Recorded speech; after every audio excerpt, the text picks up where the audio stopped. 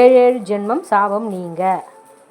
ஒருவருடைய வாழ்க்கையில் எவ்வளவு முயற்சி செய்தும் அந்த முயற்சியால் எந்த பலனும் ஏற்படவில்லை. எந்தவித முன்னேற்றமும் உண்டாகவில்லை. சுபகாரியங்களில் தடைகள் இருக்கிறது. எதை தொட்டாலும் தோல்வியை மட்டுமே சந்தித்து கொண்டிருக்கிறார்கள். இப்படி இருப்பவர்களுக்கு கண்டிப்பாக முன்ஜென்மத்தில் அவர்கள் செய்த பாவங்கள் தான் காரணமாக திகழும்.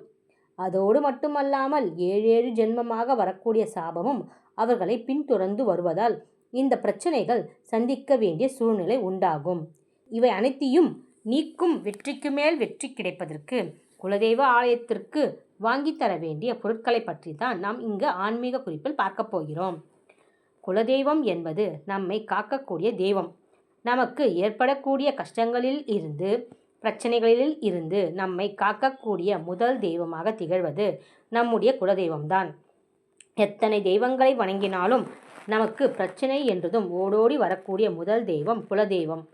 குலதெய்வத்தின் அருள் இருந்தாலே நமக்கு பலவிதமான பிரச்சனைகள் வராமல் இருக்கும்.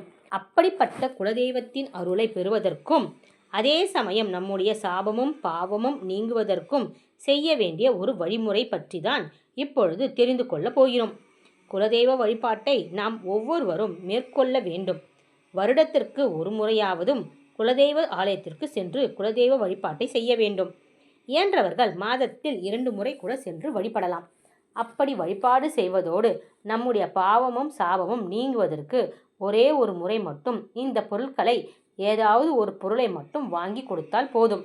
அந்த பொருட்கள் தான் குலதெய்வ கோவிலுக்கு உபயோகிக்கக்கூடிய மணி, உண்டியல் மற்றும் விளக்கு. இதில் உண்டியலை நாம் வாங்கி தரும் பொழுது கோவிலில் எந்த அளவிற்கு வேண்டும் என்பதை கேட்டு வாங்கி தர வேண்டும். மணி மற்றும் விளக்கை வாங்கி வந்து ஒரு வாரம் வீட்டு பூஜை அறையில் வைத்து பூஜை செய்து பிறகு அதை ஆலயத்திற்கு கொண்டு போய் தானமாக தர வேண்டும். இப்படி தருவதன் மூலம் நமக்கு இருக்கக்கூடிய சாபமும் தோஷமும் நீங்கும். இவை நீங்கிவிட்டாலே நம்முடைய வாழ்வில் பலவிதமான நன்மைகள் உண்டாகும்.